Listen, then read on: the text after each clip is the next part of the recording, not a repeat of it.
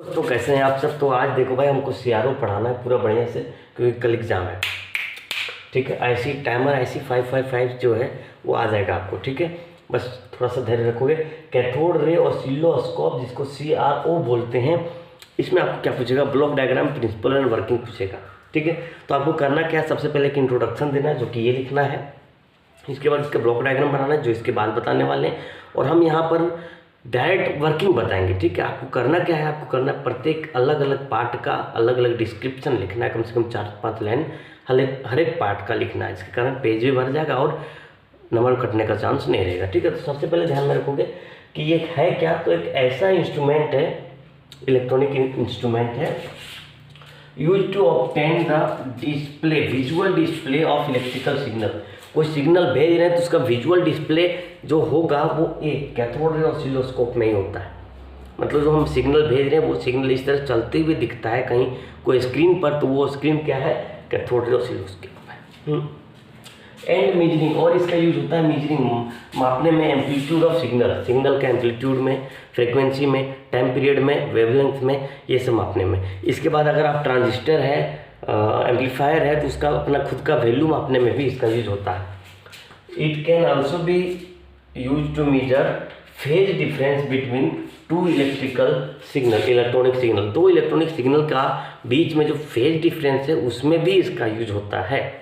ठीक है, ये था इसका शॉर्ट डिस्क्रिप्शन। अब हम लोग ब्लॉक डायग्राम के बारे में जानने वाले हैं। तो ब्लॉक डायग्राम देखो क्या होता है, ये बात समझ में आ गई होगी। एक ऐसा इंस्ट्रूमेंट है जिसको यूज करते हैं कि इसमें विजुअल डिस्प्ले करने में, कि सिग्नल का विजुअल डिस्प्ले कैसे होता है। अब विजुअल डिस्प्ले मतलब जो इलेक्ट्रिकल सिग्नल मैंने पास कराया वो सिग्नल इस तरह से जो चलता है ना, उसको देखने में। ठीक है, और इसका यूज करता है मेजर करने में amplitude, frequency, time period, wavelength, सब कुछ यूज करता है। उस सिग्नल का amplitude, frequency, time period, wavelength सब कुछ मेजर कर सकता है कौन, कैथोड रे ऑसिलोस्कोप, सीआरओ। ठीक है, इसके बाद it can also be use to measure phase difference between two electrical signal, मतलब दो इलेक्ट्रिकल सिग्नल अगर हम भेज दिए उसके बीच में जो फेज डिफरेंस होगा वो भी हम लोग मेजर कर सकते हैं। ठीक है, तो अब आगे चलते हैं ब्लॉक डायग्राम की ओर। तो ये है ब्लॉक डायग्राम सीआरओ का, कैथोड रे ऑसिलोस्कोप का ब्लॉक डायग्राम को देखो जरा सा। इस टाइप का ब्लॉक डायग्राम होता है। इसमें टोटल का नाम मैंने लिख दिया है, टोटल का फंक्शन मैं बता देता हूँ। और ये क्या करना है आपको, सबसे पहले इसका हम बताते जाएंगे, आपको अंडरलाइन करना है, उसका नाम जो बताएंगे उसको अंडरलाइन करना है। ठीक है, और उसके बाद उसके बारे में डिस्क्रिप्शन लिखना है, 2-4 लाइन लिखना है, 2-4 लाइन काफ़ी होता है। इसी तरह से अगर लिखेंगे, यहाँ इसका 6 ट्यूब होता है, 6 मेन इसका हार्ट होता है, 1 2 3 4 5 6। ठीक है, 6 हार्ट होता है, इसके 6 कंपोनेंट है। 6 कंपोनेंट के बारे में डिस्क्रिप्शन लिखेंगे, 3-3 लाइन, 6-18 लाइन, कम से कम 2 पेज तो भर ही जाएंगे, 2 पेज भर जाएंगे। इसके बाद जो है सो ये आपका फिनिश हो जाएगा। ठीक है, इसके कारण पेज भी लंबा हो जाएगा और आपको जो है सो ज़्यादा मार्क्स भी मिल जाएगा। ब्लॉक डायग्राम में अधिक से अधिक जगह घेरने की आवश्यकता है आपको। ठीक है, यूनिवर्सिटीज़ में यही देखी जाती है कितनी ज़्यादा जगह घेरे हैं आपने। ठीक है, वैसे मजाक करत है। देखो यहाँ पर सबसे पहले क्या बता रहा हूँ मैं, सबसे पहले बता रहा हूँ जो कैथोड रे ऑसिलोस्कोप है, इसका जो ट्यूब होता है, मतलब हर्ट होता है, हर्ट वो ये ट्यूब होता है, ये यहाँ से लेकर के यहाँ तक, यहाँ से लेकर के यहाँ तक इसको कहा जाता है कैथोड रे ट्यूब। ये क्या है, यहाँ पर फिलामेंट लगाया हुआ है। क्या लगाया हुआ, फिलामेंट। अब ये फिलामेंट क्या होता है, फिलामेंट को हीट किया जाता है, हीट करने से क्या होता है, गर्म होता है, गर्म होने से क्या होता है, यहाँ पर इलेक्ट्रॉन का इमिशन होता है। इलेक्ट्रॉन का इमिशन यहाँ हो रहा है, इसके बाद लगाया जाता है इधर ग्रिड। क्या लगाया जाता है, GRID, ग्रिड। ठीक है, वो ग्रिड क्या करता है, ग्रिड जुड़ा हुआ तो होता है नेगेटिव पोटेंशियल से। जो इलेक्ट्रॉन निकल रहा है उसको कंट्रोल करने का काम कौन करता है, ग्रिड। और फिर अगर यहाँ से इलेक्ट्रॉन निकल रहा है वो कंट्रोल करने का काम कौन कर रहा है, ग्रिड। ठीक है, ये फिलामेंट लगा है, फिलामेंट में टंगस्टन है, टंगस्टन के साथ बेरियम ऑक्साइड को भी कोटेड किया गया है, जिसके कारण इसका वर्क फंक्शन बहुत कम हो जाता है। कम एनर्जी दें तो भी क्या हो जाएगा, इलेक्ट्रॉन निकल जाएगा। ठीक है, बेरियम ऑक्साइड का पेंटिंग किया हुआ रहता है इसके ऊपर। यहाँ से इलेक्ट्रॉन निकला और ये एनोड है, एनोड है। क्या है ये, एनोड। ये सब कैथोड का एक इवैक्यूएटेड ग्लास ट्यूब होता है जो कि पूरा अंदर से बंद होता है। ये क्या है, एनोड है, एनोड A1 A2 और एक और होता है जिसको हम लोग यहाँ पर नहीं दिखा सकते थे इसलिए क्योंकि जगह छोटा था पड़ गया था। ठीक है, तीन होता है। अब ये तीनों जो होता है सो एक पॉजिटिव पोटेंशियल से रखा हुआ जाता है, पॉजिटिव, और इंक्रीजिंग ऑर्डर में। अगर ये 2 वोल्ट है, ये 3 वोल्ट रहेगा, ये 4 वोल्ट रहेगा। इसके कारण क्या होता है, इलेक्ट्रॉन जो निकल रहा है वो थोड़ा धीरे आएगा, फिर क्या होगा, इसके अंदर जाने से स्पीड होगा, फिर यहाँ धीरे होगा, फिर इसके अंदर जाने से और स्पीड होगा, फिर यहाँ धीरे होगा, फिर इसके अंदर जाने से और ज़्यादा स्पीड होगा। इसके कारण इलेक्ट्रॉन क्या हो जाएगा, एक्सेलरेट हो जाएगा। इलेक्ट्रॉन क्या हो जाएगा, एक्सेलरेट हो जाएगा। अब इसके बाद लगाया जाता है यहाँ पर वर्टिकल, क्या लगाया जाता है भाई, वर्टिकल डिफ्लेक्टिंग प्लेट। इसका नाम है वर्टिकल डिफ्लेक्टिंग प्लेट, और इसका नाम है हॉरिजॉन्टल डिफ्लेक्टिंग प्लेट। हम आपको बताएंगे क्या काम इसका। सुनो, वर्टिकल क्या है, वर्टिकल ये इस तरह से होता है, किस तरह, इस तरह, ठीक है, और इलेक्ट्रॉन इसके बीच में जा रहा होता है, इस तरह। अब अगर ये दोनों में से किसी में एक अगर पॉजिटिव पोटेंशियल से जोड़ दिए, अगर किसी में एक पॉजिटिव सेल से जोड़ दिए हैं, ठीक है, ऊपर वाला या तो नीचे वाला को पॉजिटिव से जोड़ दिए, मान लीजिए ऊपर वाला पॉजिटिव से जोड़ दिया, तो जो इलेक्ट्रॉन जा रहा है ये नेगेटिव है और ये पॉजिटिव है, ये क्या होगा, धीरे धीरे धीरे धीरे इधर अट्रैक्ट होगा, और ये जो होगा इलेक्ट्रॉन इधर जाना चाहेगा, ठीक है। और दूसरी बार अगर मान के चलिए अगर इसको मैंने पॉजिटिव से जोड़ दिया तो इलेक्ट्रॉन क्या होगा, इधर जाएगा। ये करना क्या चाह रहा है, इलेक्ट्रॉन जो जा रहा है सीधा, वो सीधा ना जाकर क्या हो रहा है, फैल रहा है, क्या हो जा रहा है, इधर जाकर सीधा ना जाकर के फैल रहा है। बस यही काम है इसका। इसके बाद आता है ये हॉरिजॉन्टल डिफ्लेक्टिंग प्लेट। ये डिफ्लेक्ट कर रहा है इलेक्ट्रॉन को। हॉरिजॉन्टल डिफ्लेक्टिंग प्लेट क्या करता है, सो देखो, ये इस तरह लगा हुआ था, अब ये रहता है इस तरह से, ठीक है, इस तरह से इलेक्ट्रॉन जा रहा होता है इसके बीच में, इस बीच में जा रहा होता है इलेक्ट्रॉन। अगर किसी एक को पॉजिटिव कर दिए, ठीक है, तो क्या होगा, इस तरह से इलेक्ट्रॉन को डिफ्लेक्ट करेगा। जिस तरह ये कर रहा था इलेक्ट्रॉन डिफ्लेक्ट इस तरह से, लेकिन ये जो हॉरिजॉन्टल वाला वो इलेक्ट्रॉन डिफ्लेक्ट करेगा इस तरह से। इसके कारण से इलेक्ट्रॉन डिफ्लेक्ट हो जाएगा चारों तरफ से, और यहाँ जो ये स्क्रीन है फ्लोरोसेंट स्क्रीन, उस पर इलेक्ट्रॉन का बीम चल जाएगा, और वहाँ जाने के बाद इलेक्ट्रॉन जो है सो ये पार्टिकल एनर्जी से लाइट एनर्जी में कन्वर्ट हो जाएगा। और हम लोग यहाँ पर एक स्पॉट नज़र आएगा, लाइट स्पॉट, जो हम लोग देख पाएंगे एक वेव के फॉर्म में होता है, ठीक है। तो एक्चुअल में ये हम बताए आपका एक कैथोड रे ट्यूब का वर्किंग, ठीक है, साथ में ये बता दिया मैंने वर्टिकल डिफ्लेक्टिंग प्लेट का और ये हॉरिजॉन्टल डिफ्लेक्टिंग प्लेट का। अब एक्चुअल में देखोगे यहाँ से क्या होता है, जैसे हमको कोई सिग्नल का आउटपुट सिग्नल को देखना है कि उसका ये विजुअल कैसे है, सो ठीक है, तो हम क्या करेंगे, यहाँ से उसका इनपुट करेंगे, ठीक है, इधर से इनपुट मैंने वो सिग्नल को देने हैं, ठीक है, वो सिग्नल का जैसे इस तरह से सिग्नल होगा, इनपुट मैंने दे दिए, ठीक है।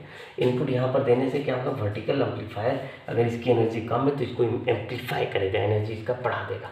एनर्जी बढ़ाने के बाद ये जाएगा डिले लाइन में। डिले लाइन का काम क्या, थोड़ा देर रुक जाओ। अब आते हैं देखो, ये इधर से सिग्नल इधर से आया हुआ है और यहाँ पर गया हुआ है, ठीक है, ये इधर आया हुआ और यहाँ पर गया, ये ट्रिगर सर्किट है।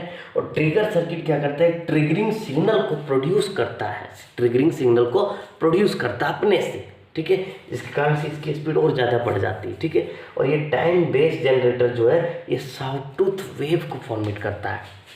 यहाँ से सिग्नल आ गई इसमें, और ये करता क्या है, साउटूथ वेव जो सेमेस्टर 3 में पढ़े थे हम लोग, आते मैथमेटिकल फिजिक्स में।